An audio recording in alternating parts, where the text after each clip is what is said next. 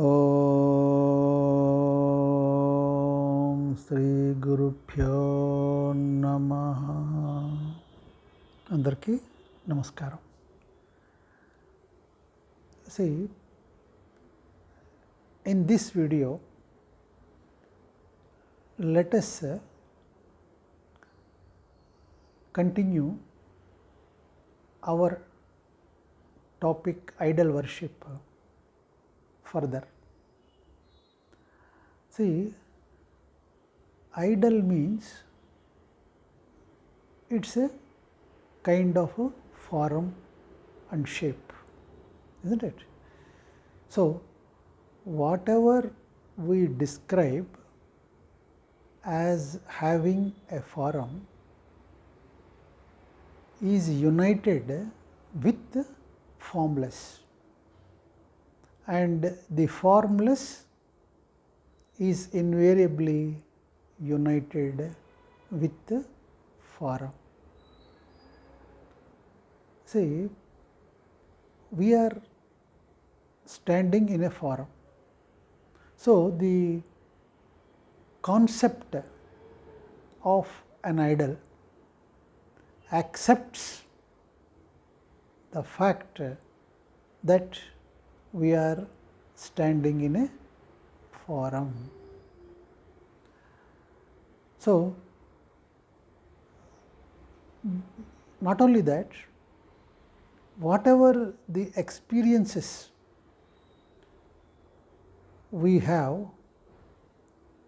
they are only with the form. I mean, with only a manifestation of different kinds of forms. So, your friends, your enemies, your attractions, repulsions, all attractions means your love, repulsions, your hatred towards anyone or anything is only towards forms. So, all our experiences are related to only forms, not with the formless,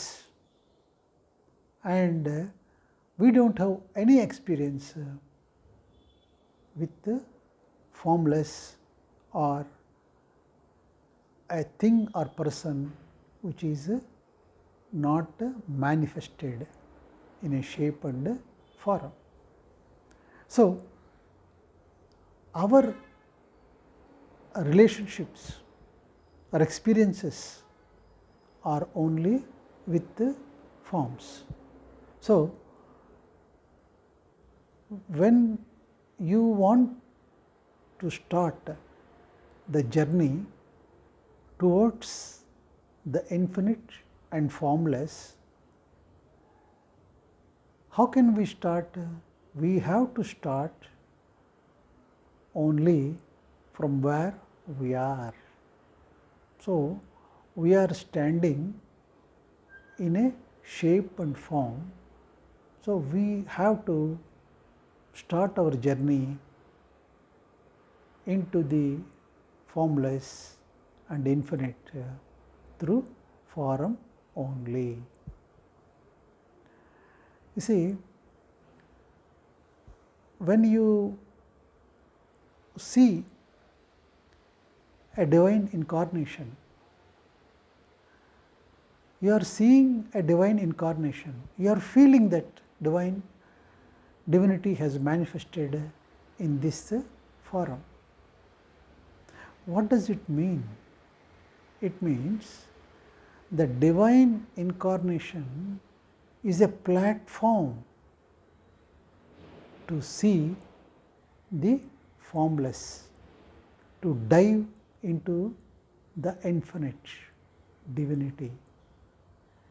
So, when you see a divine incarnation like a Mahavira or like Lord Krishna or Buddha or whatever form to your liking, So, you are seeing the formless, that merciful divinity, that infinite merciful divinity through that forum. So, how can you may ask, how can you say that we are seeing the formless? Through that forum. See, it is like this. When you see a beautiful person, a handsome person, a beautiful girl or a beautiful woman, why you feel that the other is beautiful? How can you say that the other is beautiful? Because there is something in you which is very beautiful. So, when you see a person's beauty, and when you that feeling of that beauty arises in you, it is actually a resonance of that feeling of beauty in you. So, that feeling is making you beautiful. So, whatever you see outside, it is only a reflection of what is inside. Unless that echo is there, you cannot see that outside. So, unless there is a divinity, how can you feel that divinity in the other? So, it is a kind of echo. Whatever you see outside, you see as a resonance of what is there in you only. So,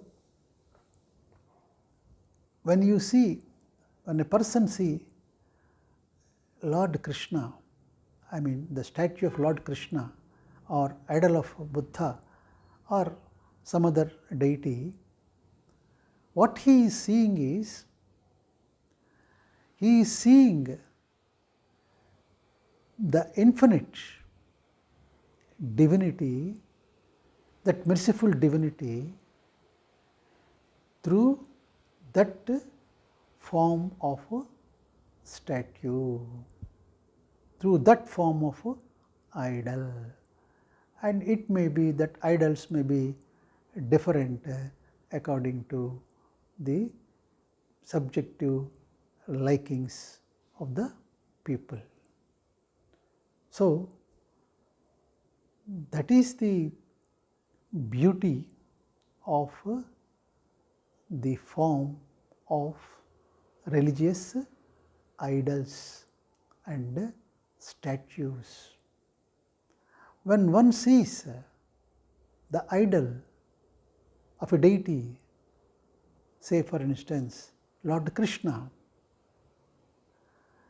you are seeing, when that person sees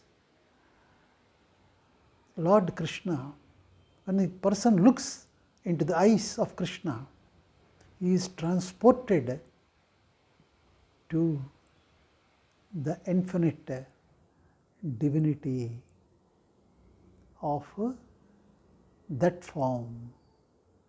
So, similarly, when you see a statue or idol of Jesus or Buddha, you are transported, you are reviving your inner connectivity to the divinity. To that you are getting connected to that infinite and merciful Lord. So, that is the beauty of the idols. Lord Buddha. So, when the idols or statues of Buddha are made, in fact, all statues, religious statues of different deities are made with different centers as the basis. For instance, when you see the statue of Lord Buddha, heart is the center for that statue, for that idol of Lord Buddha. So, that center of heart, so because the essence of the teachings or the messages of Lord Buddha is compassion. Compassion means it is not love.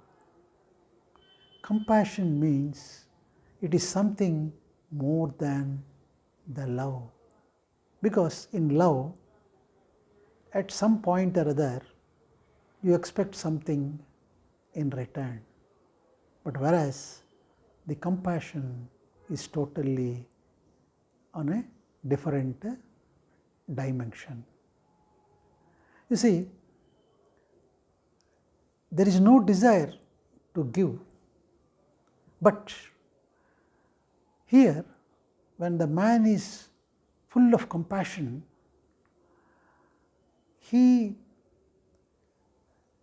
desires no desire and he feels that nobody is capable of giving anything and everybody is poor. So, when he feels that there is nothing to give in anyone, and that kind of feeling arouses in him a feeling to give, only to give, only to distribute. So, that is compassion. The other is poor to share or to give anything. So, something arises within him and he starts giving it, and that is compassion. So, the Buddha, and I mean the enlightened souls, the enlightened beings, they do not expect anything from anyone or from the, in brief we can say, from the world. They want to give it, they want to share it. Buddha said to his disciples, whenever you conclude your prayers, your worships, your meditations, and when you derive the joy and peace out of that happenings, please distribute it immediately. What they say, what he said is, it is irreligious to keep it for yourself, whatever you have felt in those worships, in those prayers, in those meditations. I mean, the joy, the peace and bliss. So, you distribute that, you share it with all. So, and it is irreligious not to share it.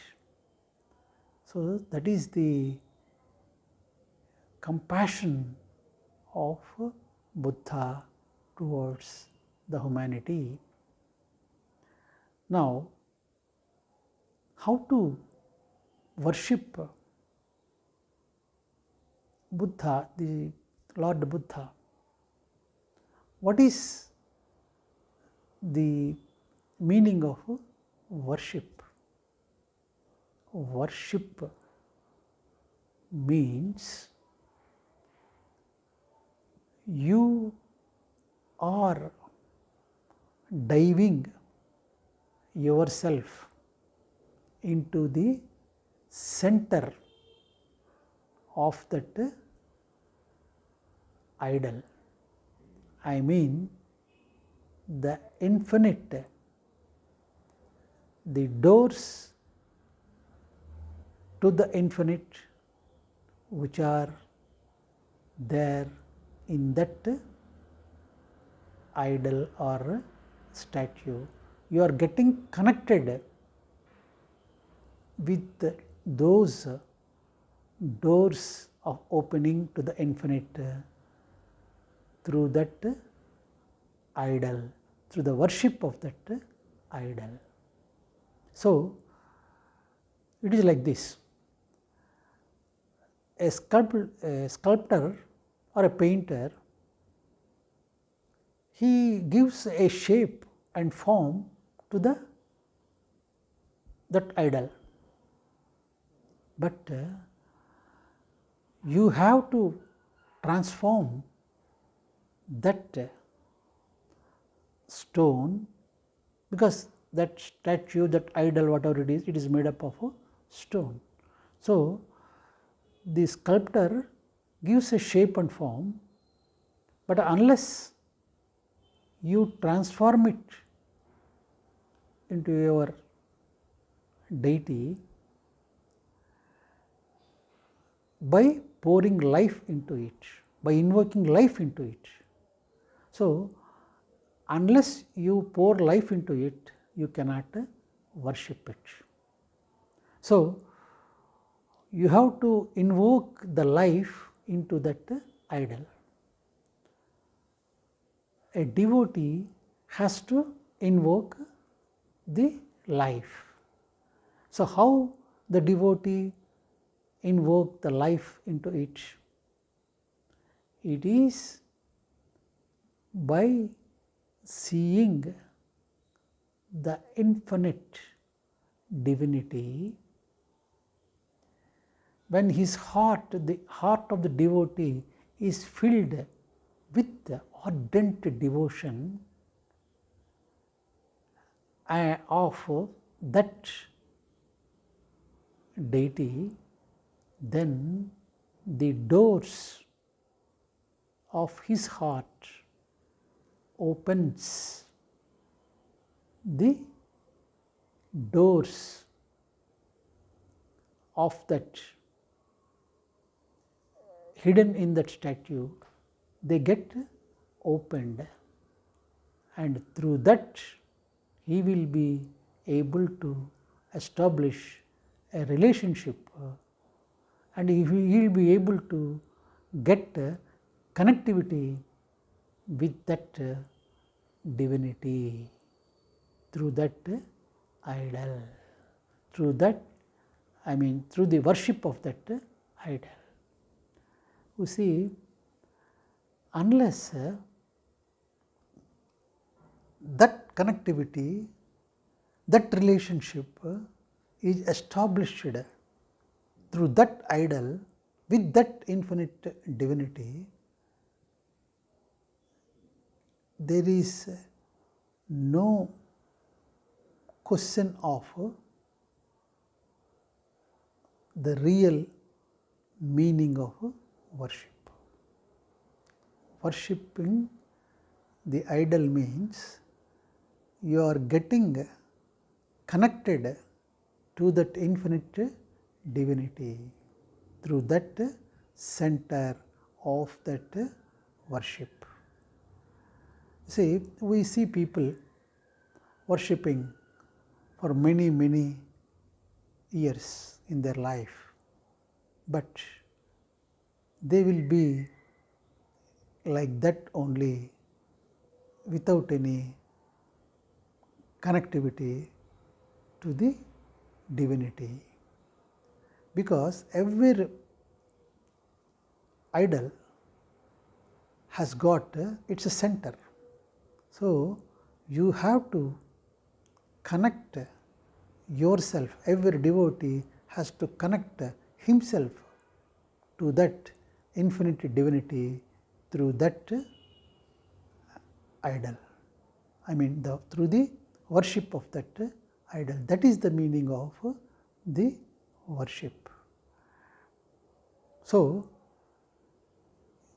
he is seeing the form, and through the form he is also seeing the formless, because he is getting transported to that higher dimensions of that infinity.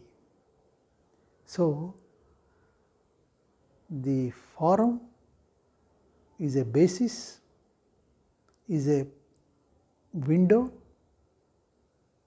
to move or to see and to have a glimpse of that divinity. So in fact, any enlightened being is a platform to have that glimpses of that infinite divinity. So idol worship is ideal when you are able to establish that connectivity with the Lord. For those who have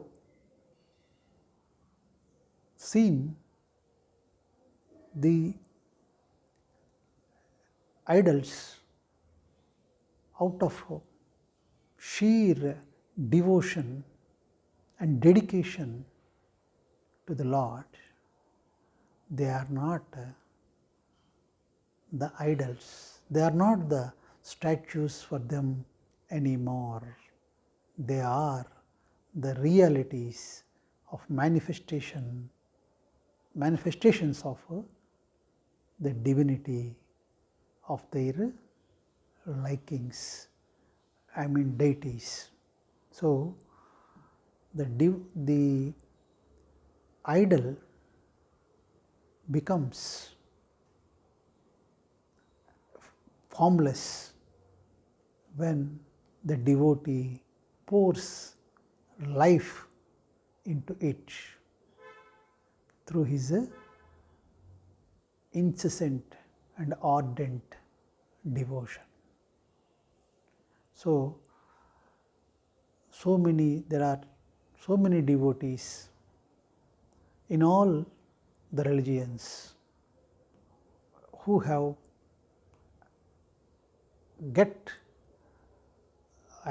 who have got that connectivity, and their connectivity and relationship is so huge, enormous, and the ordinary people, whoever have come into the vicinity of such devotees, they also could feel that kind of